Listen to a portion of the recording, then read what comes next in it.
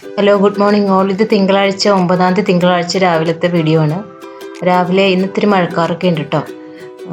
നമുക്ക് സൂര്യനെ കാണാൻ പറ്റിയിട്ടില്ല, എത്ര 6 മണിയായിട്ടും. എന്താണെന്ന് വെച്ചാൽ മഴക്കാറാണ്. അതിനുശേഷം മഴ പെയ്തിരുന്നു.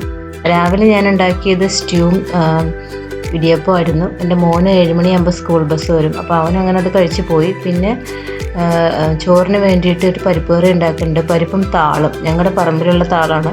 അതൊരു പേർപ്പിൾ കളർ താളാണ് കേട്ടോ. അത് മുറിച്ചിട്ടിട്ടുള്ളൊരു കറിയാണ്, തേങ്ങയൊക്കെ അരച്ചിട്ടുള്ളത്.